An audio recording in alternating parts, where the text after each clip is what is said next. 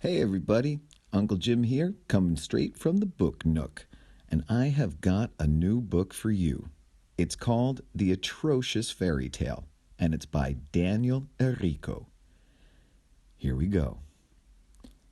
I must warn you, this book is atrocious.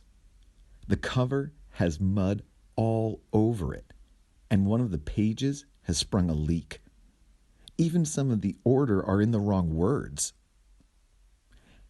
It is the worst of the worst, so don't say I didn't warn you. Our story begins with an atrocious king. None of his laws ever made any sense. "Tuesday?" he laughed. "There is no such day, and I'll hear no more of it as long as I'm king."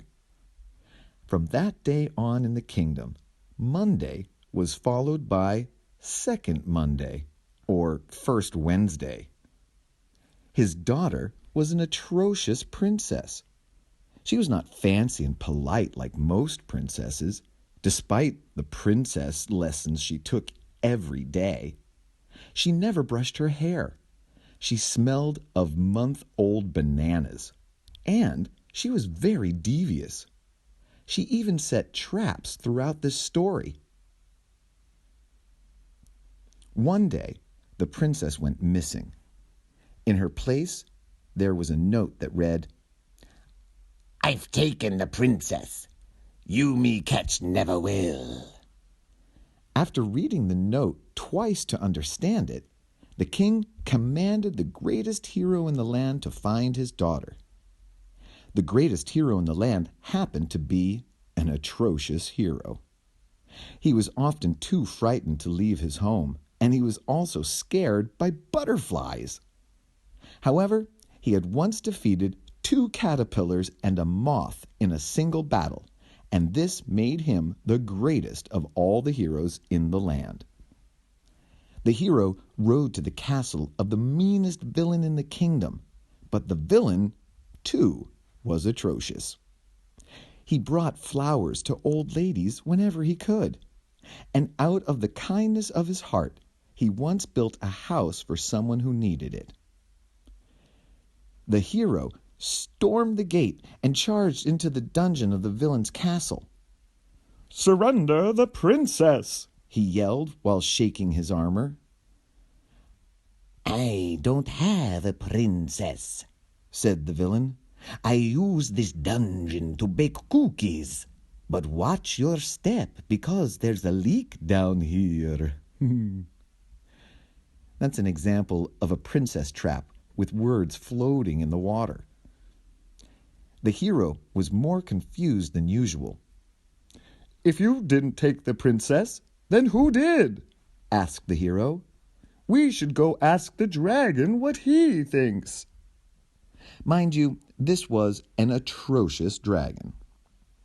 He was known for being tidy and wise, not fierce and ferocious like dragons are supposed to be. He brushed his teeth every night, and when he breathed, there was no fire, just minty freshness. The dragon was very upset when they found him. "Someone's stolen my gold, and they left this note in its place," he cried. It read, "Your gold is with the princess. Mine now is it." "This is odd," said the hero. "Very odd," said the villain. "Rumph," said the dragon, who always flossed his teeth when he was upset. "Perhaps the queen knows something." The queen was running around the castle when they arrived. She, actually, was not so atrocious, for it was she who hired the royal scribe who wrote this very book. "My treasures are missing," she cried. "My books and jewels and my fine silk." "Someone has taken them and left this atrocious note." It read, "Your treasure is mine. Do not trying to bother find it." "Whoever has stolen your treasure has the princess," said the hero. "Here are some flowers," said the villain. "Look," said the dragon, "there are footprints of dirt on the floor." They followed the footprints all the way up to the tallest tower in the tallest part of the castle. When they looked inside, they found all the gold, books, jewels, and silk covered in dirt. And sitting on a throne on top of the pile was the princess. "Why did you steal these things and make us look for you?" asked the queen. "I didn't want to go to my writing lessons," said the princess. "Who needs writing?" "You do," said the queen. The villain, knight, and dragon all nodded in agreement. The queen made the princess return what she had stolen and apologize. From that day on, the king made the princess go to her lessons 6 days a week. She was an atrocious student when they began, but she got better each day.